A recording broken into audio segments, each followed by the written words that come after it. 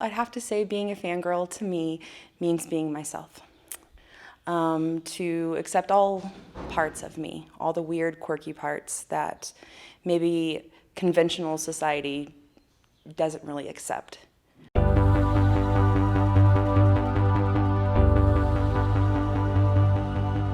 My name is Tiffany Michelle Cagle. I'm from Marietta, California. I'm 33 years old, and I am the proud head baker of Calvary Christian Conference Center. I love old books, old movies, and Doctor Who.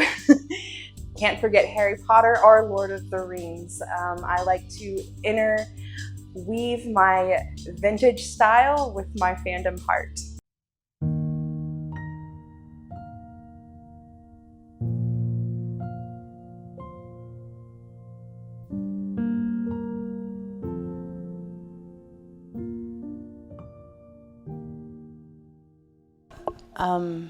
To me, there's no right or wrong definition.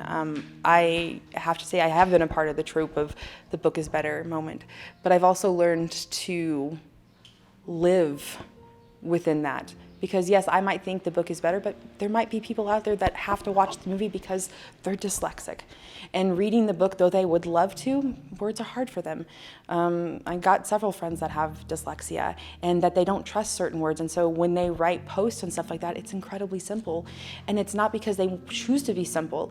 They have so many amazing ideas in their head, they just can't voice it. So it's just one of those things where it's like, I don't want to be a part of that type of lifestyle. I want us to accept us in all forms. And I know that there's going to be pushback.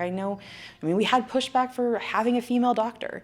We want our fandoms to stay families, not like at each other's throat because this person likes this person, but you don't like them. Well, it doesn't matter if you don't like them.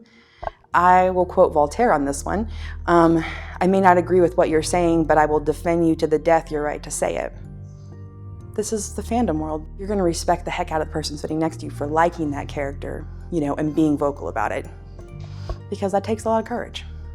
And you can respect courage and bravery for saying so.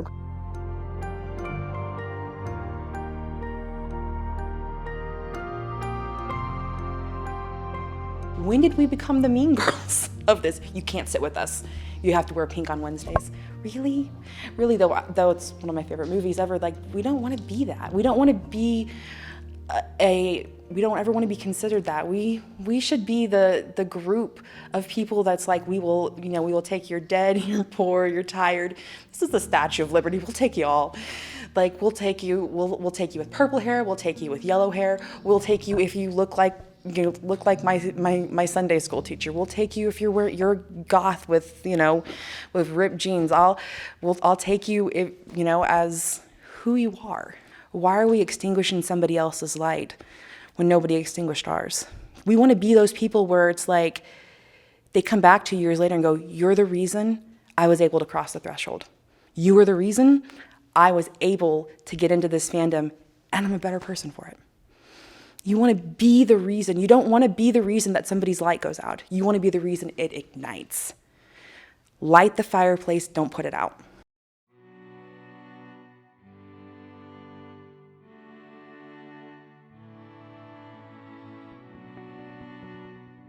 The human body is made up of 206 bones, different bones. If they were all made up of the same bone, this body would not function. Consider the fandom a body. Everybody has a place and everybody has a purpose to it. We should allow people to geek out as they want to, and we should celebrate it because there might be a new way that we might find actually enjoyable, the way that somebody geeks out. We might actually be impressed. We may never geek out that way, but we might be impressed by how they choose to be very creative. Allow people to be creative. Help them to be creative. Stop gatekeeping people in. You should be throwing open the floodgates and going, after you, after you, after you, and it should be like, okay, this is how I do it. Oh, I love that about you. Hey, can I borrow that? And you're like, hey, I love this particular aspect. Can I borrow that? Like that's why I have my jean jacket, is because it's like, I loved that my dad had a jean jacket in the 80s that had buttons and stuff all over it, but I wanted the fandom. So I took something that my dad loved and I made it into my own. I want to see you're weird, I want to see you're crazy, I want to see your creativity. And it's just like, I feel so safe with people like that, you know, and they don't want something from you. They aren't giving you compliments because they want to get into bed with you. They're giving you compliments because they're true.